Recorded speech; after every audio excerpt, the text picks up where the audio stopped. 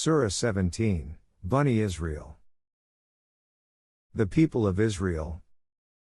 Ayat 1. The atmosphere in Makkah had become unbearable for the Jama'atul Momineen, and there was little hope that the message of Islam would be accepted by those who had not only rejected it but planned to kill the Rasul. Limitless glory to Allah who moved his devotee one night from the sacred mosque of Makkah to the farthest mosque in Medina, where the atmosphere was much more conducive, and its environs we had blessed. The purpose of the migration was that the promises made by Allah to him in Makkah should be fulfilled. Most certainly Allah is all-hearing and all-seeing. Therefore every decision of his is based on knowledge and wisdom. Ayat 2. Hijra is not a new phenomenon. It was part of the program of almost all the Rasul messengers. It played an especially prominent part in the case of Moses. Moses was given the book for the guidance of the Bani Israel, enjoining them not to take for guidance anyone but Allah. Ayat 3. They were the posterity of those who were rescued along with Noah, who was a grateful servant, Ahmed, of Allah. Ayat 4. We had told the Bani Israel in that book that they would cause fasad in the land twice, and would indulge in arrogance and high-handedness. Ayat 5. The first of these occasions was a mighty invasion of Nebuchadnezzar. They entered the inmost part of your cities and the inevitable happened. Ayat 6. Thereafter you made amends and we granted you a further chance of gaining control over the land. We helped you with wealth and children, and greatly increased your numbers. Ayat 7. You have seen for yourselves that when you did the right thing it was to your own advantage, and when you went astray you had to suffer the consequences of your wrong actions. When the time of reaction to your second lapse, invasion of Titus, arrived, people were raised to humiliate you. They entered the temple as on the previous occasion and destroyed everything which came in their way. Ayat 8. Your life of ignominy still continues, but there is another chance for your renaissance. If following this Rasul, who has come to your own habitation, Medina, you adopt the right way, you will receive Allah's bounty. If you treat him in the same way as you treated your previous Anbiya, you will inevitably be recompensed for it by Allah, and your abode will be Jahannam, which serves as a prison home for those who discard the right way. Ayat 9-10. The Qur'an, which we have revealed to this Rasul, guides towards the path which is most upright and balanced, and announces to those who believe and do good actions that they shall have great recompense, and to those who do not believe in the life hereafter that they shall have severe chastisement. Ayat 11. It is not possible for a man to determine what is absolutely good or evil for him. This is why he sometimes covets what may in reality be harmful for him as he covets what may be good for him, for man is prone to be impetuous. Therefore, he is in need of revelation which distinguishes between right and wrong. Ayat 12. Allah has made the night and the day as two signs. The sign of night is that it is devoid of light, and the sign of day is that it is full of light, so that you may secure Allah's bounties. The alternation of night and day is necessary so that you may reckon the years and keep account. Allah has made everything distinctly clear. Ayat 13. The struggle between good and evil continues within man himself, and the record of this is fastened around his neck, i.e., it is not anywhere outside but is within himself. During this life, there are many thoughts, feelings and desires which remain hidden in the subconscious mind. On the day of judgment all these will be brought out, in other words, the record which had remained folded hitherto will be spread out. Ayat 14. Allah will say to him, read your own account. Today your own self should suffice to make out an account against yourself. Ayat 15. This record is evidence to show that whoever follows the right path will do so to his own benefit, and whoever goes astray will reap the consequences thereof himself. No bearer shall bear the burden of another. Allah does not chastise any people before He sends a Rasul to warn them of the consequences of following the wrong path. Ayat 16. What generally happens is that instead of paying heed to the warning, those who exploit the labor of others become more intent in their misdoing. Our law of mukafat takes its course and the doom they deserve overtakes them, and they are absolutely ruined. Ayat 17. Look at history and see how many generations since Noah we have destroyed, which shows that your Rabb has enough awareness and insight about the misdeeds of his creatures. Ayat 18-20. There are two categories of people, those who believe only in this world and those who believe in this world as well as in the next. Both make efforts to secure the bounties of this world which they will have in proportion to their efforts. Allah helps both of them and does not stand in the way of either of them. The fruits of the labor of those who believe only in this world will be confined to this world, and in the hereafter they will be doomed to Jahannam where they will be condemned and forsaken. But those who believe in the hereafter also, will be recompensed for their efforts both in this world and the next. Ayat 21-22. Just reflect on how some people exceed others as regards the bounties of this world, but in the hereafter there are higher degrees and far greater bounties. And in order to achieve this, you obey only Allah's laws and associate no one else with Him. Otherwise you will stand condemned and forsaken. Ayat 23-24. For the betterment of the life hereafter, Allah has prescribed some permanent values including 1. You should obey only Allah's laws. 2. You should make good the deficiencies of your old parents. 3. If one or both of them grow old, you should not prod or reproach them but speak to them respectfully. 4. You should give them protection with affection and say, O my Rabb, enable me to provide them means of nourishment as they had raised me from childhood. Ayat 25. You should do all this, not in a mechanical manner but from the core of your heart, keeping always in mind that what you do for your parents helps in the development of your own self. Allah is the protector of those who revert to Him for His protection. Returning to the permanent values. Ayat 26. 5. You should give their right to the near of kin as well as others who need your help and stranded wayfarers. This should be given to them as their right and not as a matter of charity. Ayat 27. 6. You should not squander your wealth, for those who do so, belong to the fraternity of Satan, who is a symbol of those who defy Allah's laws. Ayat 28. 7. If it so happens that a needy person comes to you, and you yourself are seeking help from Allah and cannot help them, you should at least offer to him a word of sympathy. Ayat 29. 8.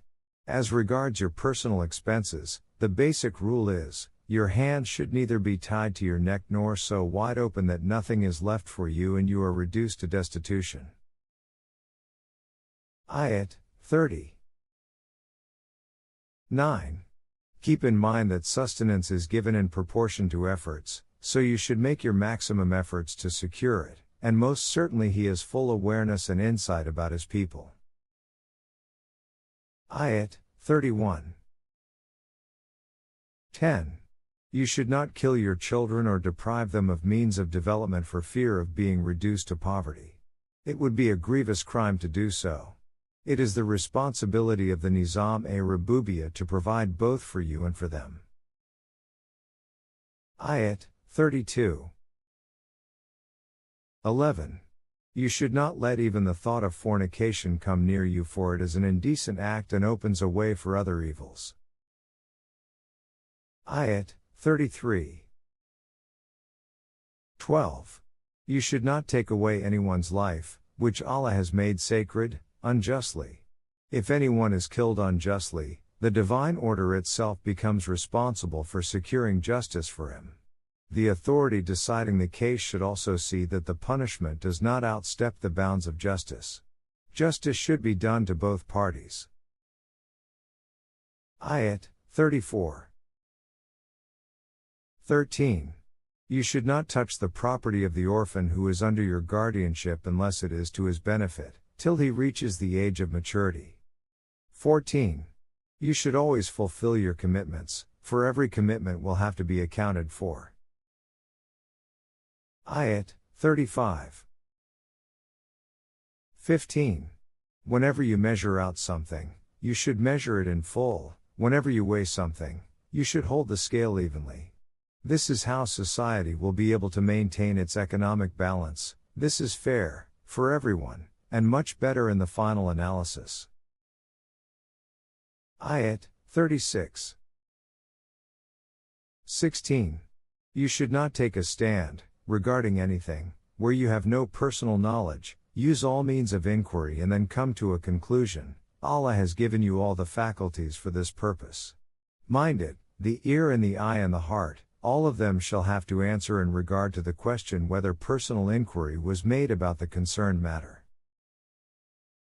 Ayat 37. 17. You should not walk proudly, for you cannot cleave the earth nor can you attain the stature of mountains. Ayat 38. Your going against any of these directives will be odious to your Rabb. Ayat 39. All these values which are full of wisdom have been revealed to you by your Rabb. None should therefore set up peers to Allah. If anyone does so, he will be cast into Jahannam, condemned and forsaken. Ayat 40. Referring to the superstitious belief of these people, namely, that Allah has taken Malaika for daughters, ask them, is it conceivable that Allah should exalt you by assigning sons to you and take Malaika as daughters for himself? How awful it is for you to say such things. Ayat 41. Just reflect in how many different ways we have explained in this Quran what is good for them. Yet their aversion to it is ever increasing. Ayat 42. These people say that Allah has associates whom they have set up as peers to him. O Rasul! Tell them that had this been the case, these so-called associates would have devised means to share with Allah the control of the universe. In that event, there would have been utter chaos. Ayat 43. It is clear, therefore, that Allah is much above what they ascribe to him. Ayat 44. Whatever there is in all the heavens and the earth and all that is therein, is busy in the accomplishment of Allah's plan to make it worthy of all hamd. But, with your scanty knowledge, you cannot, for the time being, appreciate the functioning of this phenomenon. Allah provides protection for everything in a most subtle way, so that they continue to function without interruption. Ayat 45-46.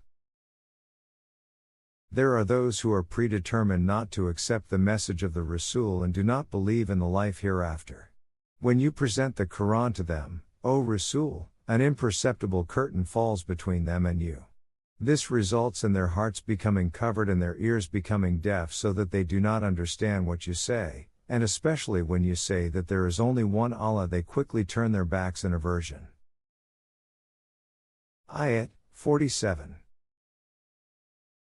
We know what it is that they wish to hear when they give ear to you, and what they whisper to each other when they are by themselves.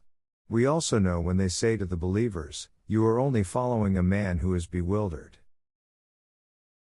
Ayat 48. Just see the similes they find for you, because they have gone astray, and now cannot find the way to the truth. Ayat 49. Amongst the things which they cite against you is that, you say that after they are reduced to bones and dust, they shall be raised up again as a new creation. Ayat 50-52. Say to them, this will be done even if you return to stones and iron or some other substance which you consider to be the hardest. They will retort, who will bring us back to life? Say, O Rasul, the one who created you the first time, when there was not even a speck of you. So, if the dead can come to life again, nations can also regain strength, by following his laws. Then they will shake their heads derisively and say, when shall this be? Say, it may be near at hand. It will happen also in this world when you submit to Allah's laws and participate in the divine program to make it worthy of Hamd. You will regain new life and forget all about what happened in the past and think that you had tarried but a little while. Ayat 53. O Rasul, you should ask those who have submitted to Allah's laws, to speak gently to the unbelievers and to each other, for Satan is always on the lookout as to how he may create dissension amongst you. Satan is man's avowed enemy. Ayat 54. Allah knows all about you. If you follow his laws, he will bestow rahmah on you. If you go against them, you will be chastised. You are responsible for your actions and the Rasul has not been sent as a warden over you. Ayat 55. Allah is well aware of everything in the universe. He had sent Anbiya to every nation. Among them was David, to whom was given the Zabur, Psalms. There was no distinction amongst the Anbiya so far as Nubuwah was concerned. They were, however, differentiated from each other by virtue of their sphere of activity. Ayat 56. Say to the mushrikeen that they should call upon those whom they set up as peers to Allah for help. You will find that they have no power to relieve them from distress or to bring about a change in their condition. Ayat 57. Amongst those whom they set up as peers to Allah, the ones whom they consider to be nearest to Allah are those who themselves strive to attain nearness to Allah and hope for his rahmah, and fear his chastisement, which should be shunned, at all costs. Ayat 58. These people think that the system they have devised is so strong that none can touch them. Tell them that no system built on wrong foundations will last forever. It will be destroyed here in this world, or its upholders are subjected to grievous chastisement. This is all laid down in the book containing the law of Mukafat. Ayat 59. They say, O Rasul, that if you are truthful in your claim you should show them some visible proof of it. Nothing can hinder Allah from bringing forth such proof, but history has shown that human beings who do not apply their reason, seldom learn from such proofs. For instance, the people of Thamud had made an agreement with their Rasul that they would allow all animals to drink water from the springs. To see whether they honored the agreement, a she-camel was marked for the purpose. Not only did they disregard their agreement, but they hamstrung her, and we do not send these signs for any other purpose than to convey a warning. Ayat 60. Allah gives warning to the wrongdoers through the Rasul, messengers. If they apply their minds to the warning without prejudice, the circumstantial evidence would lead them to believe that the warning would come true. For instance, during the early stages of this movement, these people were told that they would be brought around towards it gradually, but they simply mocked at it. You had narrated your vision to them, saying that you would enter Makkah victoriously one day, but they never took it seriously. By the parable of the cursed tree mentioned in the Quran, they were warned that if their ringleaders did not desist from opposing the movement, they would be disgraced and humiliated. But they simply mocked at it. These warnings were given in order to cure them, but it only increased their rebelliousness, as happened in the case of Iblis. Ayat 61-62. The story of Iblis and Adam has been narrated before. We told the Malaika to bow before Adam and they did so. Iblis, however, refused to do so, saying, "Shall I bow before him whom you have created of mere clay and exalted above me?" If you will only give me respite till man remains on the face of the earth, you will see how I will subdue and humiliate his progeny, all, but a few. Ayat 63-65. Allah said, Go ahead, whosoever from amongst them follows you, the recompense for him and you will be Jahannam, an ample recompense. I know what schemes you will devise to lead them astray, some you will entice through your propaganda, some you will assault with all the forces at your command, others through polluting their economic order, some by ruining their children through wrong education, and others by offering them various undertakings. In short, you will ruin them by holding out to them alluring promises. You may do whatever you want, but you will not have any power over my devotees who will adhere to my laws. For none is worthy of trust as the laws of Rububiyyat given by your Rabb. Ayat 66. How trustworthy Allah's laws are, you experience daily. For instance, He makes the ships sail smoothly through the sea so that you may seek His bounty. This is His Rahmah for you. Ayat 67. When any mishap befalls you on the sea, those whom you call on besides Allah do not come to your rescue, and you can overcome it only if you follow Allah's laws, but when the trouble is over and you reach land safely, you turn away from Him. How very ungrateful man is. Ayat 68. When you reach land you think that you are perfectly safe. Is it not possible that a landslide may swallow you or a sandstorm strike you? In that case, you will not find anyone except Allah's laws to protect you. Ayat 69. Are you certain that, if you go once more to the sea, no storm blast will drown you? You will then find no helper against us. Ayat 70. Physical forces working in the universe are mighty and powerful, but to mankind we have given superiority over all of them, and certainly we have honored man, and given him the knowledge as a result of which, he can conquer the forces of nature on land and sea, and thus earn pleasant sustenance for himself. In fact, we have given superiority to man over most of our creations. Ayat 71. But human life is not confined to physical life. There is another life constituted of his actions and beliefs which continues beyond this life, and that day all men will be called along with their records. Those who will be given their records in their right hands shall be delighted to read it, and they will not be wronged in the slightest degree. Ayat 72. But this does not mean that the consequences of human actions will manifest themselves only in the life hereafter. They affect his life in this world also, so, one who is blind in this world, will be blind in the hereafter, even farther astray from the path of truth. Ayat 73. Your opponents tried hard to lure you away from what we had revealed to you, and cause you to substitute something else in our name and thus take you as a friend. Ayat 74. Had you not adhered steadfastly to our laws, you might have leaned a little towards them. Ayat 75. In that case, you would have tasted double chastisement in this world as well as in the next, and you would not have found anyone as a helper against Allah. Ayat 76. The Jews in Medina had decided to make life so difficult for you in this city that you would be forced to leave it also.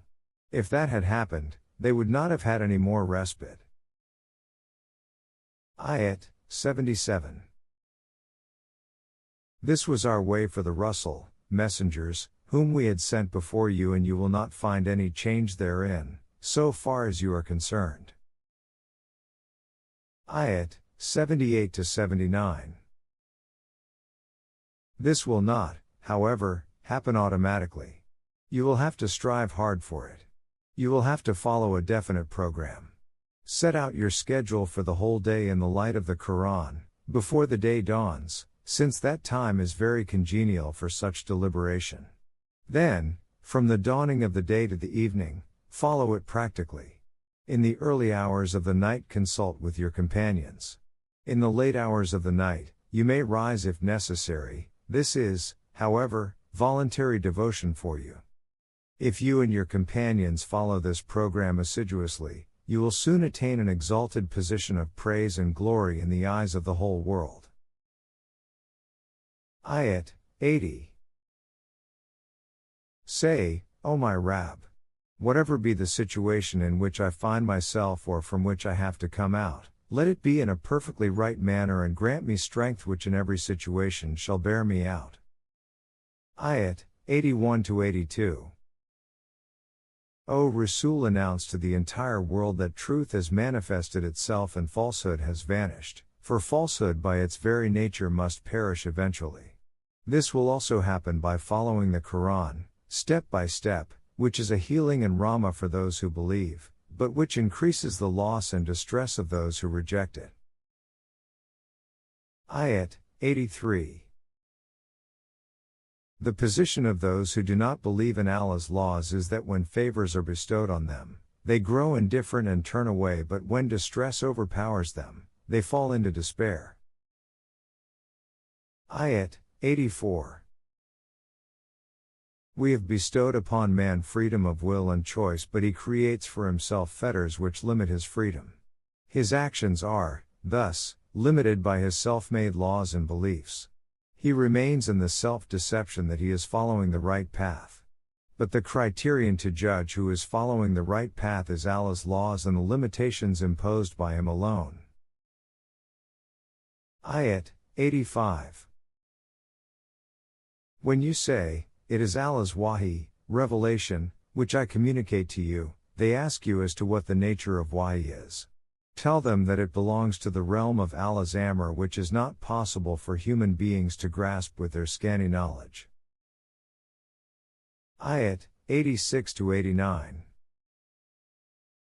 If we decide to take away what we have revealed to you, you cannot find anyone to plead your cause against us. It is only Allah's rahmah that it is revealed to you, and great indeed is His favor towards you. Should jinn and ins together attempt to produce the like of this Qur'an, it will not be possible for them to do so, however the one group may help the other. We have in this Qur'an explained the truth to man, in diverse manners, but the majority of men do nothing but deny it. Ayat 90-93. Instead of reflecting on the Qur'an, they go on demanding that you should show them miracles, e.g., cause a fountain to gush for us from the earth, or have an orchard of date palms and grapevine and cause streams to flow profusely therein, or cause the sky to fall upon us in pieces as you have threatened, or to bring Allah Himself or Malaika before us, or you have a palace of gold built for you, or you ascend to the heavens. We will not believe even by your ascension to heaven until you cause a book to descend on us which we can read. Tell them, my Rabb is much too exalted to compel you to believe through miracles, and I am only a human being and His messenger. Ayat 94-98. They do not believe in you because you are a human being. This is not a new phenomenon. Whenever we had sent a Rasul, they objected to why a human being had been sent as a Rasul, and this objection stood in the way of accepting his teachings. Say to them, O Rasul, were there angels walking about on earth as their natural abode instead of human beings, Allah would have certainly sent down an angel as a Rasul. I can only say that Allah is a sufficient witness between you and me to decide this. He knows everything about human beings. I can only say this much, that only those who follow His guidance will be on the right path, and those who go astray will find none to help them. On the day of reckoning, we shall muster them on their faces, blind, deaf and dumb, and their abode shall be Jahannam. When its fire begins to abate, we shall rekindle it. This is their recompense for having refused to believe in our laws and for having declared, when we are reduced to dust and bones shall we be raised once more as a new creation. Ayat 99. Do they not reflect that Allah, who created the entire universe out of nothingness, is able to create the like of them, and has appointed for everything, according to His laws, a time of life in this world about which no one should entertain any doubt?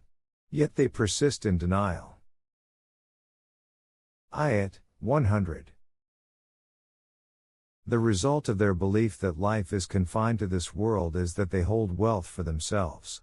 If you ask them to keep it open to the use of those in need of it, they refuse to do so for fear of its diminution. Man left to himself becomes covetous. Ayat 101. To make clear to them what the consequences of such an attitude are, narrate to them the story of Moses and the Pharaoh. Before the Pharaoh was ruined, we had sent Moses to him with 9 clear signs. If your opponents entertain any doubts about it, ask them to ascertain it from the Bani Israel. When Moses came to the Pharaoh, he said that in his opinion Moses was a bewitched man. Ayat 102. Moses said to the Pharaoh, I feel that you are convinced in your heart that what I say is from the sustainer of the heavens and the earth, but your ego does not permit you to confess this openly. You say that I am bewitched, but I find you a person devoid of reason because destruction and downfall engulf you from all sides, yet you do not see it. Ayat 103. The Pharaoh tried every tactic to dislodge the Bani Israel in the country, but to no avail. On the other hand, he and his companions were all drowned. Ayat 104. Thereafter we told the Bani Israel to settle down in the land, and that when the second lapse came they would be encircled and murdered. They were also told that they would be given another opportunity to revive when the last of the Rusul, messengers, was raised. Ayat 105. And we have revealed this Qur'an with truth, and it has come down to you with truth, and we have sent you, O Rasul, to give glad tidings to the believers and warnings to the wrongdoers. Ayat 106. Since the intention was that people should accept the Qur'an after being convinced of its truth, we descended it not in its entirety but piecemeal so that you may present it to them with slow deliberation. Ayat 107-109. O Rasul, say to them, whether you all believe in it or not, it does not make much difference, but this book can be understood by those who have insight, knowledge and wisdom, and when it is presented to them, those who are previously endowed with knowledge will reflect on it and will submit to it and exclaim, Exalted is our Rabb. We are sure that all his promises will come true. They exclaim it with complete humility and tears in their eyes. Ayat 110. O Rasul, tell them, whether you call him by the name of Allah or Rahman, it does not matter. All his names are excellent and facets of the same reality. In the Salah, do not be too loud in voice nor too low, but seek a way in between. Ayat 111. Tell them that the Allah we believe in 1. Is worthy of all hamd. 2. Has not begotten a son. 3. Has no partner in his sovereignty. 4. Is not feeble and, therefore. 5. Does not need a protector. The purpose of our life is that his order may be established in the world.